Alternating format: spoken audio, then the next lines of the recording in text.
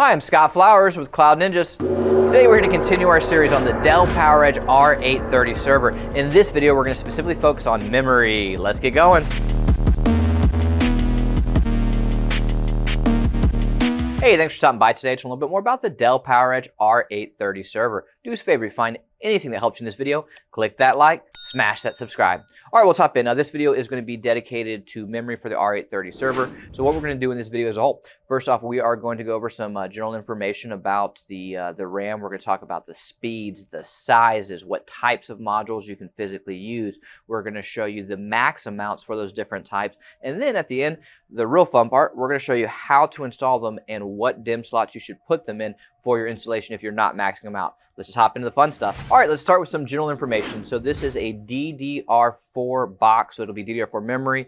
There are 48 DIMM slots as long as you're using that expansion board that we talked about. So there'll be 24 modules on the main motherboard and then another 24 modules on the expansion motherboard. And so as a whole, you will get 48 DIMM slots, which means there's 12 per CPU. And if you break that down a little bit further, that means there are 3 DIMMs per memory channel. And this is actually really important because this is going to change the speeds depending on how you install the modules and how many DIMMs per channel. And the channels are labeled with colors, so it'll be white is the first slot of the channel, then black, and then green. And so that will be kind of how everything's laid out. And when we do the install, we'll show you how that all works and which slots to put your modules into. All right, let's talk about speed. So according to Dell's spec sheet, you can use 1866, which personally I've never even seen a DDR4 module that's 1866. I've seen plenty of DDR3. Maybe they say that just because that's what some of the stuff clocks down to, and we'll get to that. 2133, which is like the first real module. 2400, and those are going to be the Dell approved speeds. Now, let's be honest, when Dell approves these speeds, it's just because maybe that might have been what they had in the lab at that time. Maybe that was, all that was supported by that processor at that time. New BIOS updates, new firmware updates, new whatever come out over time, and other modules will work, right? So we went ahead and played around and we tested 2666, 2933, and 3200. All of them do work. Now, there's a very big caveat here that I want to point out.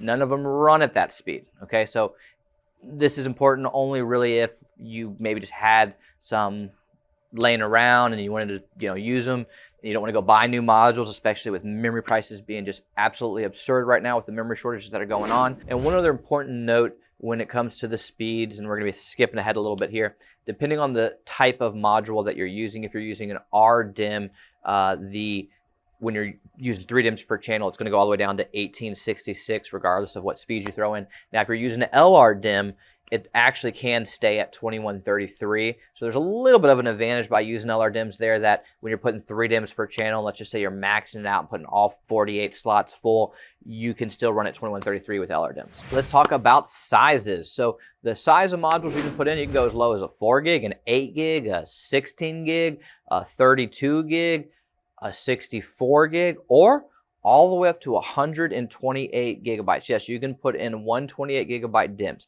but there's a caveat that we need to point out here. It depends on the type of module you use. So let's talk about the types of modules. Really, there are 2 main modules. You're going to have ECC Registered, known as an RDIMM, and you're going to have Load Reduced, known as an LRDIMM. With ECC Registered, the max you can get is actually only 1.5 terabytes using 48 32 gigs. And I was a little surprised by this because I was like, oh, that's definitely an issue with the spec sheet. I'm certain you can put in a 64 gig registered. And then we threw one in and it didn't work. So the ECC Registered actually maxed out at 32 gigs. Where with Load Reduced, you could use a 64 gig stick or a 128 gig stick. And if you're using 48 128 gig sticks, you're going to get all the way up to 6 terabytes of RAM. So you can max out with 6 terabytes of RAM using load reduced modules, and because you'd be filling up all those slots, it would clock down to 2133 even if you were using a higher speed module, but that would be the true max that you can get with the R830 server. All right, hopefully that wasn't information overload. Now that we've talked enough, let's show you all the fun stuff. Let's get in and physically do our install, show you what DIMMs to install and if you're not maxing out. But before we do, I'm going to grab my ESD gear and be right back. Hey, this is Mason with Cloud Ninjas, and today I'm going to be showing you guys how to install your memory into your Dell PowerEdge R830 server. Now, as you can see, we have all our required materials that we need for this install, which is just the memory modules. So let's go ahead and set this to the side, pop our latch, and lift our top just like any other server you've been in before. All right, so as you can see, as we're looking into the server, we see all our memory channels are here. The first thing I want to point out is this motherboard that you're actually seeing is the processor expansion module. In another video in the series, we will actually show you guys how to install that processor expansion module. But for the sake of this video, we're only going to be showing you guys how to install the memory modules. So be on the lookout for that processor expansion module video. We're going to go ahead and actually remove this processor expansion module to begin with. All we're going to do is we're going to simply just lift up this handle, almost like a hinge, all the way back. And then all we need to do is just lift it straight up.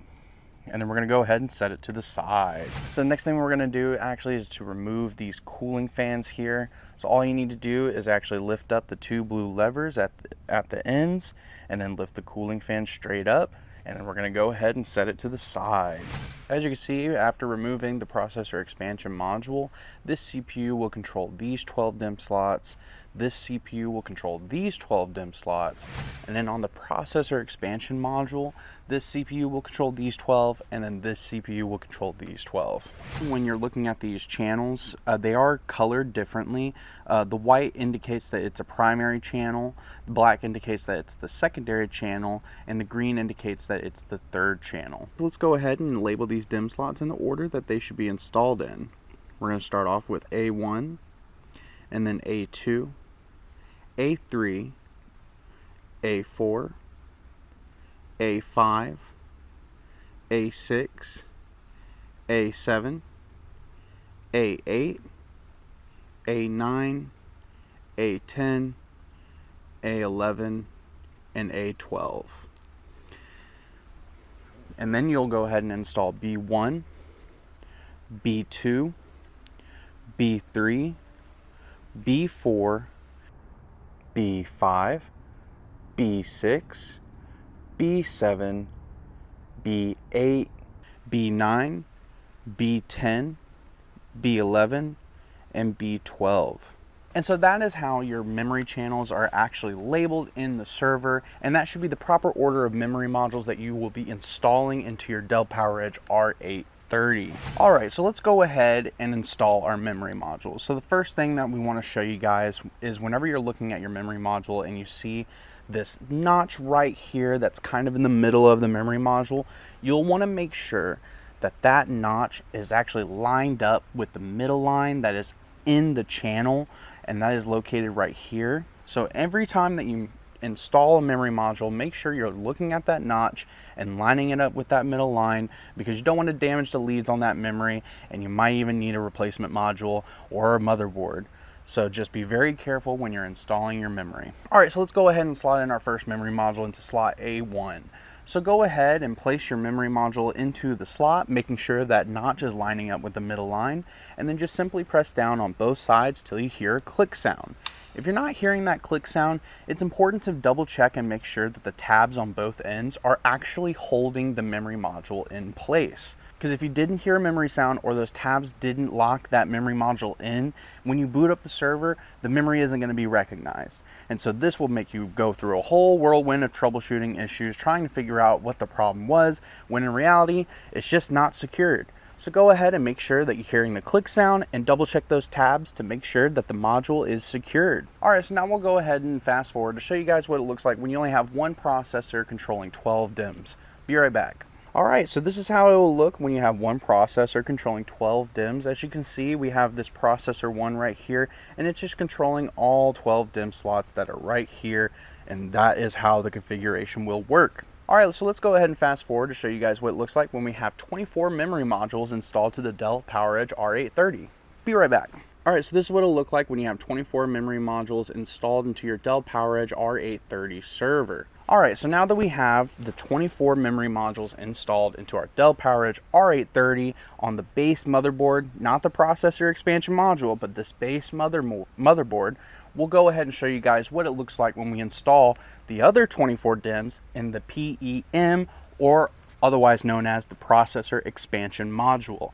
Be right back. All right, so as you can see, this is the processor expansion module. This is actually where we'll install the other 24 memory modules into the Dell PowerEdge R830. First, let's go ahead and actually label these DIMM slots, starting with C1, C2, C3, C4, C5, C6, C7, C8, C9, C10, C11, and C12.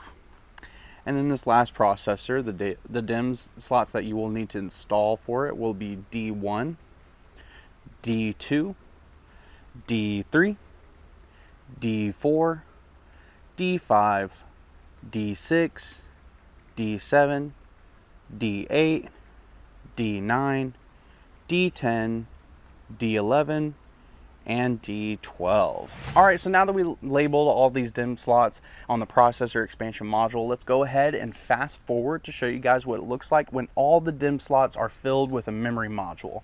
Be right back. And there you go, you've done it. You've installed the last 24 memory modules into the processor expansion module.